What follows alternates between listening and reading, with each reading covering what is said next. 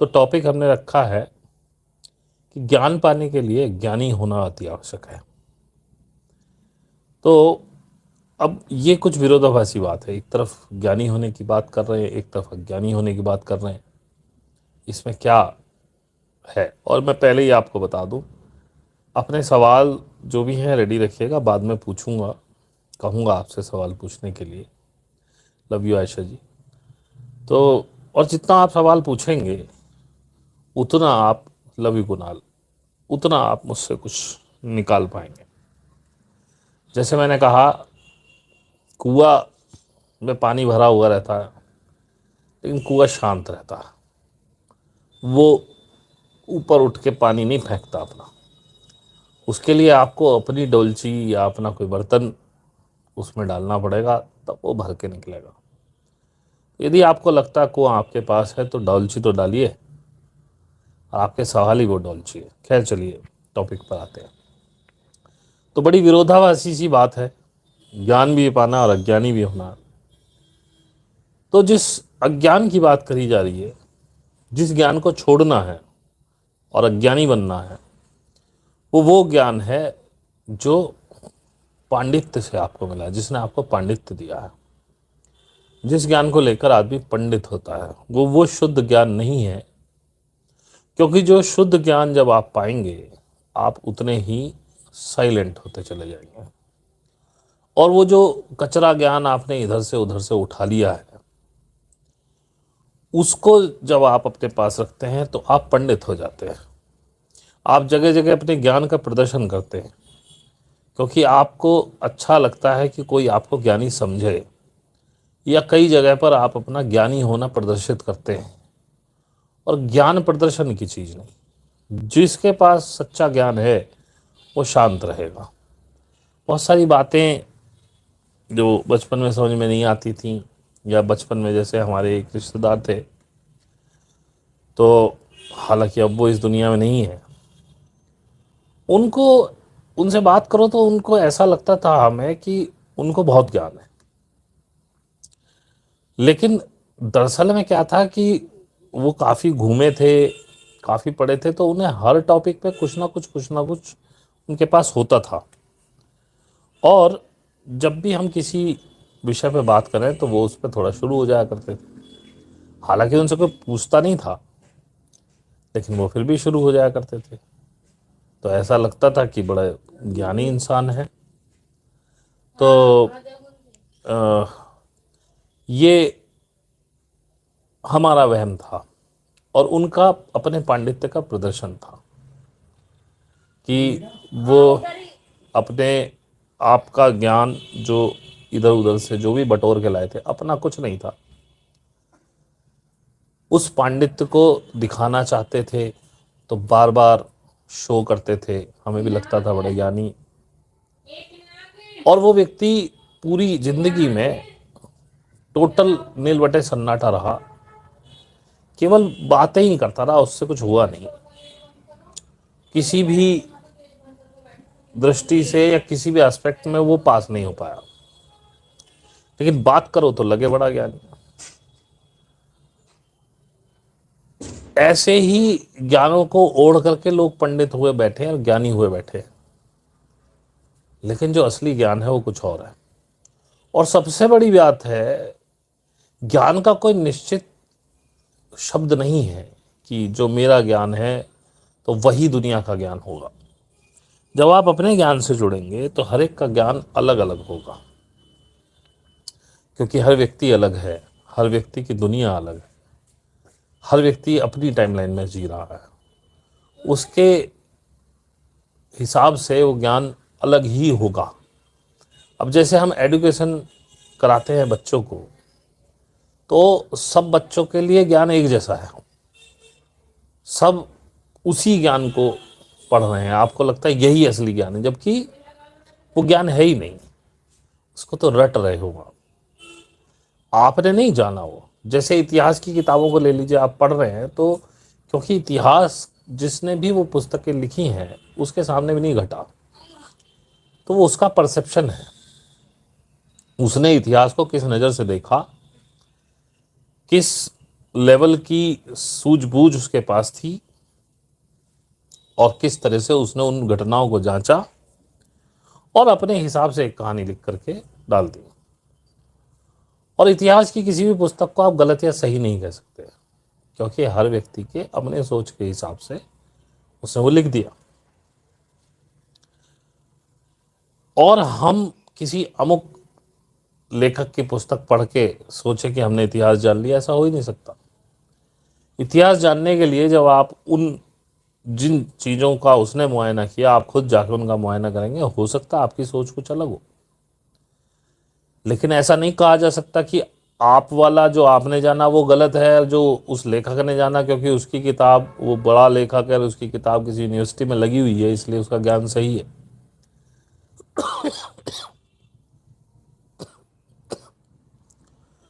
इतिहास के विषय में दोनों ही ज्ञान ठीक है, अपने अपने पॉइंट ऑफ व्यू से उन्होंने देखे। जैसे कि जब मैं फतेहपुर सीकरी गया तो मैंने वहाँ पर पाया कि फतेहपुर सीकरी का जो महल बताया जाता है कि अकबर का था, ये था, वो था, उसने बनवाया, तो मैंने जाके देखा वो बौद्ध विहार है। उसमें मुझे त्रिरत्न के चिन्ह भी मिले, बहुत कम है, 3-4 खिड़कियों पर ही बने हुए हैं या 4-6 खिड़कियों पर, बहुत। लेकिन वो शायद अकबर मिटाना भूल गया, उसके कारीगर, बाकी उन्होंने सारे चिन्ह मिटा दिए, लेकिन जो उसकी संरचना है, जो शैली है, वो बुद्ध विहार की है। तो ये मेरा अपना आकलन है, मैंने तो आज तक नहीं सुना किसी के मुंह से, शायद आपने भी ना सुना हो, लेकिन जो एएसआई ने लिख दिया वो भी ठीक है, जो मेरा अपना आकलन है वो भी ठीक है। तो ज्ञान दोनों, ये हमारे अपने अपने ज्ञान है, लेकिन जब ये ज्ञान मैं आप पर थोपने लगूं तो ये पांडित्य बन जाता है। ज्ञान कुछ ऐसा है जो आपके अंदर से ही फूटा हुआ झरना है, जिसे कई बार तो जो ज्ञान आपने सीखा है उसको आप प्रमाणित भी नहीं कर सकते, लेकिन आपके हिसाब से वो ठीक है, क्योंकि, और आप करना भी नहीं चाहते।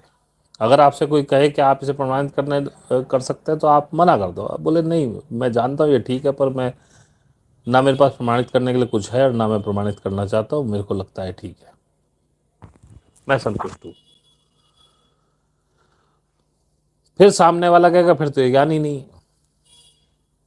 लेकिन जिस ज्ञान को प्रमाणित करके आप दूसरों के सामने लेके आए, जरूरी नहीं हर चीज आप प्रमाणित कर पाए। जैसे कि आप किसी अमुक व्यक्ति से प्रेम करते हैं, इसे कैसे प्रमाणित करेंगे? कोई पैमाना है कितना प्रेम करते हैं? तो इस संदर्भ में मैं आपको एक कहानी सुनाता हूं, तो शायद आपको और समझ में आ जाए कि क्या मैं बोलना चाह रहा हूं, कि कैसे अज्ञानी होकर के ज्ञान को पाना। एक बहुत विद्वान व्यक्ति थे, आसपास बड़ी ख्याति थी उनकी,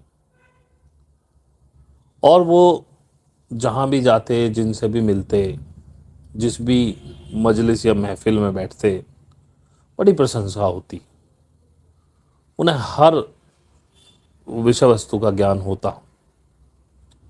तो कोई मुझे ऐसा टकरा गया किसी दिन, और वो अपनी डींगे हाँक रहे थे, सब वाहवाही कर रहे थे, कह रहे बड़े विद्वान व्यक्ति हैं।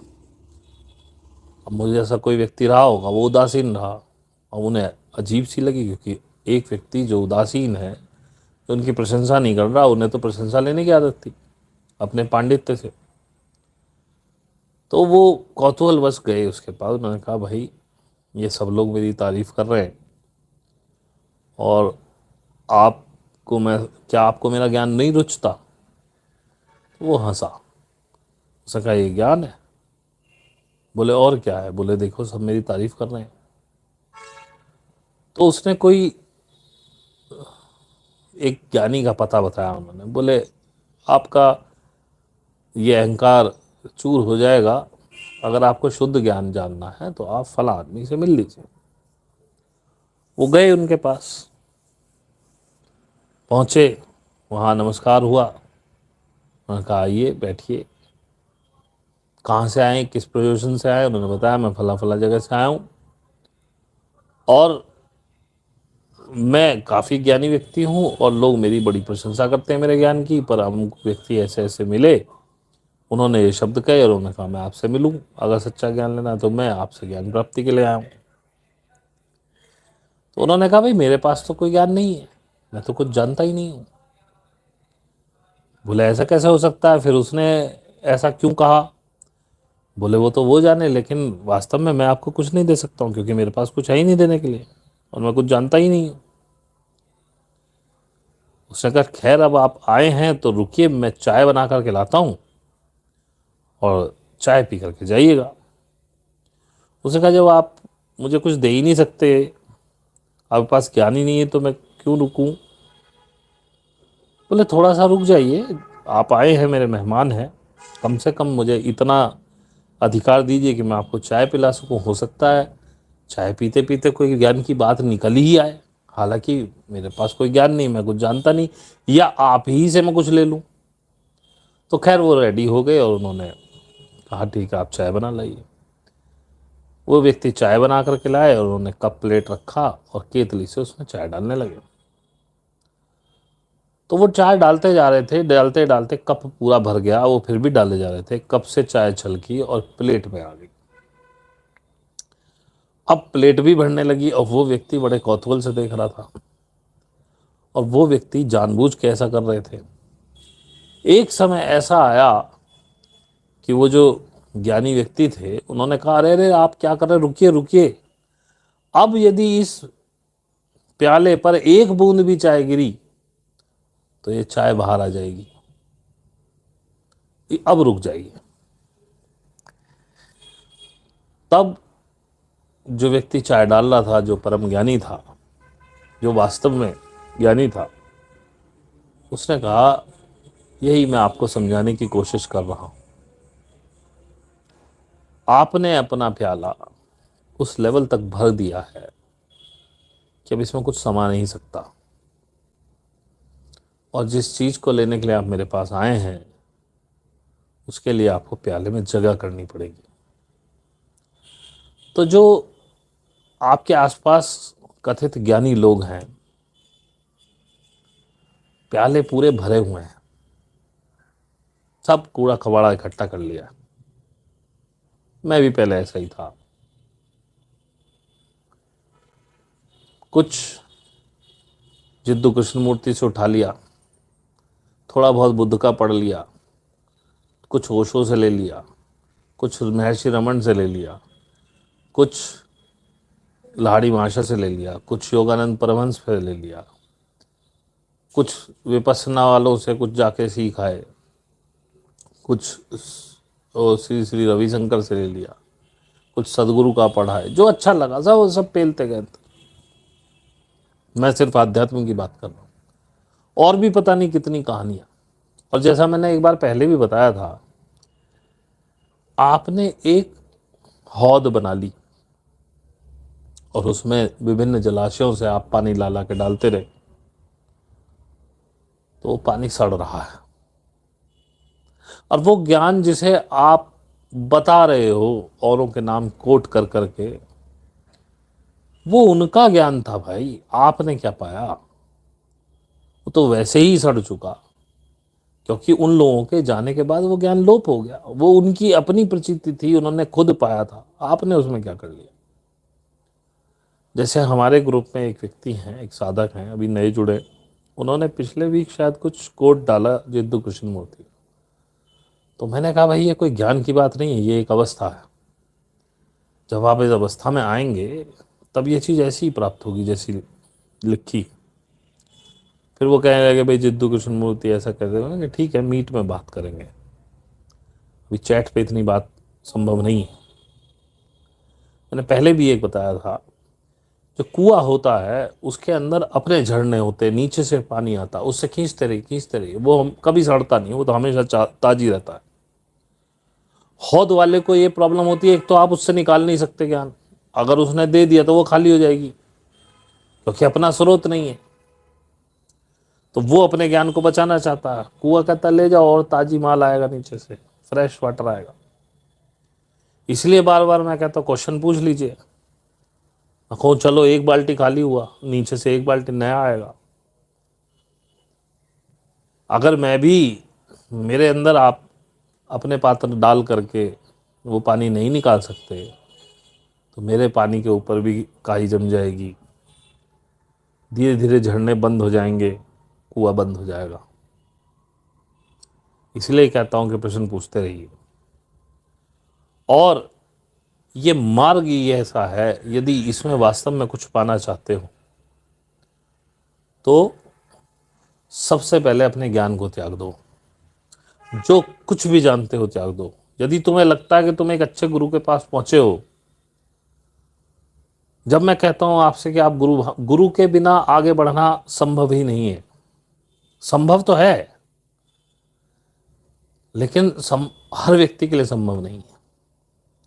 इसलिए नहीं है क्योंकि आप बहुत जल्दी अहंकार में आ जाते हो। मैंने ये पा लिया, मैं ये हो गया। चित्त अपनी ओर कौन रखवाए, भूल जाते हो। हमने भी कई बार गलतियां करी इस मार्ग में, क्योंकि कोई गुरु है नहीं। लेकिन ईश्वर की इतनी कृपा यूनिवर्स की, वो ध्यान अपनी ओर दिला ही देता है। अगर कोई ईगो आ भी गई छोटी मोटी या जैसी भी, तो मुश्किल से एक आध हफ्ते के अंदर ध्यान आ जाता है कि यार कुछ गड़बड़ चल रही है, और माफ़ी मांग के फिर आ जाते हैं रास्ते में। लेकिन तुम्हारे पास गुरु का होना इसलिए आवश्यकता है ताकि तुम्हें ये एहसास ही ना हो कि ये चीज़ हमने पाई है, ये हमें गुरु की वजह से मिली। तो एक पोलाइटनेस आ गई, ईगो खत्म हुआ। और यदि तुम्हें लगता है तुम सही गुरु के पास पहुंच गए हो, तो अब पुराना कचरा उतार के फेंक दो। पूछो अपने सवाल। जैसे हमारे यहाँ एक साधिका है सुनीता, उसने बहुत सवाल पूछे मेरे से, अब भी पूछ लेती है। बड़ा अच्छा लगता है मुझे, क्लियर हो रही है, अपने पुराने ज्ञान के पर्दों को उतार रही है। और यकीन मानिए, वो जब से भी मेरे साथ जुड़ी थी, मुझे याद नहीं, काफ़ी समय हो गया वैसे उसे, तो उसका कोई ध्यान व्यान चल नहीं रहा था। लेकिन उसकी असीम श्रद्धा मेरे प्रति, कुंडलनी पे भी इतनी श्रद्धा उसकी नहीं थी। Correct me Sunita if I am wrong, meet में मिलकर बताइएगा अगर आप तब तक देख लें, या इस पे कोट अपना कमेंट डाल दीजिए। लेकिन पता नहीं क्यों उसकी श्रद्धा मेरे में थी। फिर वो सवाल पूछती गई, मैं बताता रहा, उसे अच्छा लगता रहा, वो आगे बढ़ती रही। उसकी साधना कोई 1 महीने पहले स्टार्ट हुई, या शायद 2-3 हफ्ते पहले, जब पहली बार कुंडलिनी का वाइब्रेशन उसे मिला। अब उसे समझ में आया कि कुंडलिनी क्या होती है। वो रोई, उसे आंसू आए, उसने महसूस किया उसको, कुंडलिनी प्रेम में भर गई, आंसू आ गए कि अरे माँ आ गई तू। अभी भी अपने ज्ञान के उन पर्दों को उतार रही है बराबर। लोग मेरे साथ बैठे हुए हैं, सवाल ही नहीं पूछते, बहुत से तो बोलते ही नहीं, क्या जान पाएंगे। अपने अज्ञान की परतें उतारनी पड़ेंगी उनसे। हालांकि शांत हो जाना ही पड़ता है। जब कुंडलिनी आगे बढ़ती, कॉन्शियसनेस लेवल बढ़ता है, तो मैं शांत नहीं हुआ अभी तक पूरी तरह से। आप कैसे इतने शांत हो सकते हैं, अजीब लगता है। फिर आपने ग्रुप ज्वाइन किया, किस लिए ज्वाइन किया है, सवाल ही नहीं है आपके पास, ऐसा कैसे हो सकता है। फिर कहते हैं आपके कहने से हमारे बहुत सारे के सवालों के जवाब मिल गए। पहले सवाल डाल देते ना, क्यों वेट करते हो कि सामने वाला पूछे या मैं कुछ बता दूं, फिर हमारे सवालों के जवाब मिल गए। ना तो ये पता चला कि आपका सवाल क्या था, ना ये पता चला कि आपने उत्तर क्या पाया, वो कितना सही सवाल था और कितना सही उत्तर आप ग्रास्प कर रहे हो, क्योंकि वो भी आप अपने कॉन्शियसनेस लेवल के हिसाब से कर रहे हो। लेकिन अगर गुरु से उस बात को, जब तुम्हें उत्तर मिल भी गया, तो एक बार बोलो कि हमारा ये सवाल था और हमें ये उत्तर मिला, तो कुछ गलत होगा तो गुरु सही कर देगा। आप अपनी ही कहानी में जिए जा रहे हो, अभी भी अपने ही ज्ञान पे जिए हो, खुद ही पंडित हुए जा रहे हो, कहाँ पहुंचोगे। इसीलिए फिर कुंडलिनी उतनी अच्छी नहीं चलती। मैंने, ये जो कुंडलिनी है, ये कोई कोई शक्ति वक्ति बाहर से नहीं आई। ये आपके स्वयं की इच्छा शक्ति है। सहस्रार पे जाने की इच्छा, परमात्मा से मिलन की इच्छा, शुद्ध इच्छा है। जितनी ये इच्छा बलवती होगी, जितनी शुद्ध होगी, जितना समर्पण आपका होगा कुंडलिनी के प्रति, अपने गुरु के प्रति, गुरु की बात को ऐसे सुनना चाहिए कि पत्थर की लकीर, जो बोल दिया उस पर पूरी श्रद्धा, हो ना हो ये होगा जरूर। और धैर्य, उसने कोई बात कही, आपने पकड़ लिया, आप देख रहे हो 4-6 महीने वेट किया, अब अगर धैर्य चुक रहा है, अगर वो नहीं मिली ऐसी, तब एक बार बात कर लो। आपने ये कहा था, हमने पूरी श्रद्धा से ढूंढा, हमें ये मिला। पहली बात तो आवश्यकता नहीं पड़ेगी। 10 बार मैंने बोला है, गुरु भाव होता क्या है, गुरु भाव पता ही कुछ नहीं। तो जैसा तुम्हारा गुरु भाव वैसे तुम आज चल रहे हो। अभी हमारे एक साधक थे, अभी तो हैं, बड़ा अचंभा हुआ मुझे। 15 तारीख को उनका मेरे पास मैसेज आया, भैया मैं कंटिन्यू नहीं कर पा रहा हूँ, आप बैलेंस पैसे मेरे को वापस भेज दीजिए। बड़ा शौक लगा, मैंने कि यार ये आदमी किस लेवल का था। हालांकि मैंने उनको शुरू में ही बोल दिया था कि मुझे इतने पढ़े लिखे लोगों से मैं थोड़ा डरता हूँ, क्योंकि आप लोग थोड़ा अपने ईगो में रहते हो। कितना पैसा आप दे रहे हो? 1000 रुपीज़। और मैंने आपको बोला कि ये मैं सिर्फ अपनी 2 क्लासेस के लेता हूँ, जो मैं गाइडेड मेडिटेशन कराता हूँ। अब मेरा मेडिटेशन तो चल रहा है भाई साहब, आप अगर आके ज्वाइन, और मैं हर महीने आप लोगों से पूछता हूँ, आप क्या कंटिन्यू करना चाहते हैं आगे? जब आपने यस बोल दिया, अब मैं पहले तो ये हिसाब ही लगाता हूँ, पहली बात तो आपको उन दिनों में कुछ मिलता नहीं। एक गाइडेड मेडिटेशन आप ले चुके, एक और होगा, उसे अटेंड कर लीजिए, बात खत्म हो गई। अब ये जो मैं आपको हर वीक की मीट देता हूँ या आपके मैसेजेस पढ़ता हूँ, उन पे आपको जवाब देता हूँ, ये फ्री सेवा है भाई साहब। एक गाइडेड मेडिटेशन की फीस 500 रुपये भी कम होती, अगर अच्छा कोई कराने वाला हो। और जो हमारे गाइडेड मेडिटेशन में आते हैं, उनको पता होता है कि गाइडेड मेडिटेशन में कैसे कैसे कुंडलिनी उठती, कैसे वाइब्रेशंस आती। कराने वाला शुद्ध हो, करने वाली शुद्ध हो, करने वाले शुद्ध हो। लेकिन कहने के बावजूद भी लोग पता नहीं अपने ख्यालों में घूमते रहते हैं, गाइडेड मेडिटेशन में आते नहीं। ना आए, मुझे क्या फ़र्क पड़ता, मैं तो करा रहा हूँ ना भाई। 70 लोगों में 50 लोगों से ज़्यादा की गैदरिंग नहीं होती है मीट में। कभी कोई 10-20 गायब हो जाते हैं, कभी कोई 10-20 गायब हो जाते हैं। और इस बात का अफसोस भी नहीं कि हमारी मीट छूट गई। कुछ लोग हैं ऐसे जो कहते हैं भैया मीट छूट गई, हमें मीट दे दो प्लीज़, रिकॉर्डिंग दे दो। वो बढ़ रहे हैं आगे। श्रद्धा है, विश्वास है, और यकीन मानना, अपने गुरु में श्रद्धा करे बिना आगे नहीं जा पाओगे। अगर तुम्हें ऐसे ही मिलना होता तो मेरी तरह मिल चुका होता।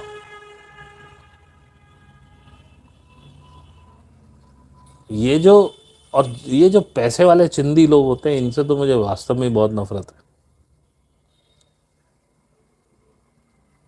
खैर, टॉपिक चेंज हो गया, सॉरी।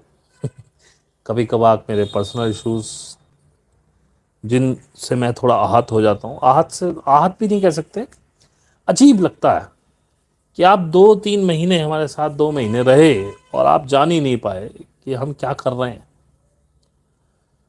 आपको 1000 रुपये भी इतने भारी लगते हैं, भाई मत आइए। मैंने कब कहा तुम रहो? जिसको पैसे से प्यार हो चला जाए।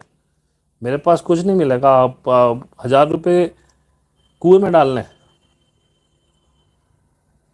अगर कुएं में डालने की हिम्मत हो हर महीने 1000 रुपये, तो आ जाओ, मिलेगा कुछ नहीं मेरे पास। हाँ, मैं रास्ता बता सकता हूँ कि आपको मिलेगा कैसे, ढूंढना तो खुद ही। मैं आपको तिलक लगा के कोई डिग्री लेके नहीं देने वाला हूँ कि भाई साहब ये पंडित हो गए। तो अगर अपने ज्ञान से भी जुड़ना है तो पहले बर्तन को खाली करो, अज्ञानी बनो। पुरानी मान्यताएं छोड़नी पड़ेंगी, छूटती वो तुमसे है नहीं।